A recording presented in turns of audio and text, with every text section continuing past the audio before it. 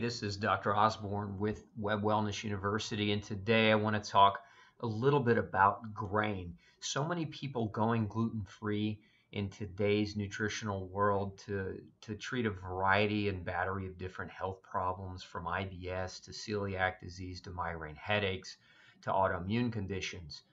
And gluten-free traditionally means going wheat, barley, and rye-free.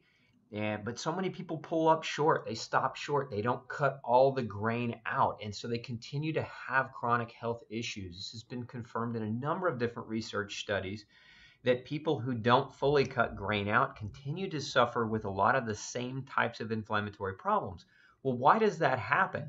Well, if we look at this diagram, I want to show and point out some of the reasons why grain as a food in the diet is just not a good choice. Whether you are gluten sensitive or whether you aren't gluten sensitive, let's just take a quick look at some of these things. So, reason number one, heavy metals.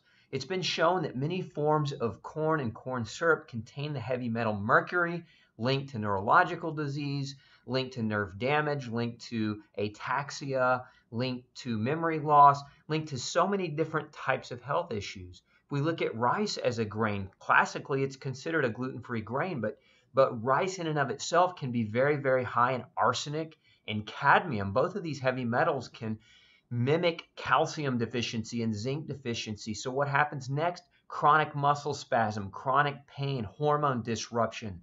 These are very, very big issues. Let's look at number two reason to avoid grain as an overall food. Excessive omega-6 fatty acids. Your corn oil, your other grain-based oils and grain-based products are extremely high in omega-6. And one of the reasons why the American diet is very, very inflammatory. Remember, omega-6 promotes inflammation. Its counterpart, omega-3, which is an essential fatty acid, is the counter to inflammation. So if we're over consuming omega-6 fatty acids, our bodies have a chronicity toward inflammation. So we make our bodies more prone to developing inflammatory conditions. Reason number three, leaky gut syndrome, aka intestinal hyperpermeability. Leaky gut is caused by grain consumption. This has been confirmed in a number of research studies. So imagine your gut, instead of being there doing the job it's supposed to do, in essence, instead of separating good from bad and absorbing good nutrients into the bloodstream, you've got these microscopic punch holes in your gut wall, and it allows bacteria and proteins from these bacteria and viruses and other things to leak into your immune system, to leak into your bloodstream, triggering all different forms of autoimmune diseases. So we don't want to induce leaky gut, therefore we cut the grain out of the diet. Excessive carbohydrates. Grains are extremely high in carbohydrates. Now, we've all been told by nutritionists and doctors who don't really have all that great of a training in nutrition that we need a 60%, our diet needs to be 60% carbs, 30% protein, 10% fat. In other words, low fat, high carb diets. Now, if we look at the last 40 years of this advice, we've got more cancer, more heart disease, more diabetes, and more obesity. It's because excessive carbohydrates contribute to these diseases. So high levels of grain in the diet contributes to excessive carbs and leads to a number of different blood sugar disruptive problems leading to chronic degenerative disease. Again, chronic inflammation and pain. Mold. What many of you don't realize is that when grain is stored in big bins, it has a tendency to grow multiple species and different forms of mold.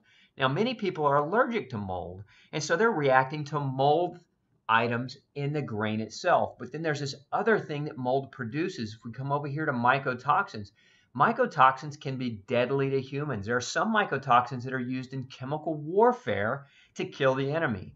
And so grain-based foods are very, very high in mycotoxins. In the US, there's no limit on mycotoxins. In other words, your food can be high in mycotoxins, and grain-based foods, there was a study done a few years ago on mycotoxins found, especially in corn-based products, were very, very high and contributing to a lot of inflammation in people consuming them. So mold and mycotoxins, just another set of reasons why we don't want grain in the diet.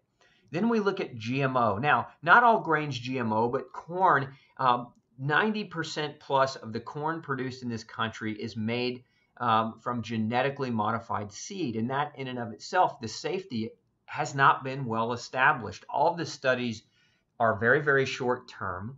but the long-term studies in animals show cancer and gastrointestinal dysfunction and disease. So GMO can be very, very, in my opinion, very dangerous. And so I would highly encourage you to avoid it. So GMO grains, definitely a no-no. Then we come down here to pesticides. Now, pesticides, if we look at the way grain is grown, most conventional grains, we spray the field with pesticide, then we spray it again right before harvest. So the grains get a double dose of pesticide before they're served to you. And the farmers that apply these pesticides wear chemical warfare suits to protect themselves. How is that possible that we've got people who are applying these pesticides are protecting themselves literally wearing gas masks, and then we consider that safe to eat? Doesn't make a whole lot of sense. So avoid the pesticides, avoid the grain. ATIs, this family of chemicals was discovered many years ago. It stands for amylase trypsin inhibitors. Now, these chemicals, highly found in many grains, and wheat has been very well studied, they actually create an inflammatory response in the gut through a receptor called a toll-like receptor. Now, we're not going to have a test at the end of this video so that you have to replicate or repeat these things to me, but I want you to understand that ATIs create gastrointestinal inflammation. And one of the other things they've been shown to do is create pancreatic shutdown. In other words, they deter your pancreas from secreting digestive enzymes, and that in and of itself can create digestive problems. Just another thing that grains are notoriously high in. Then we come to gluten. So I want you to understand, most people have heard of gluten. It's a household word.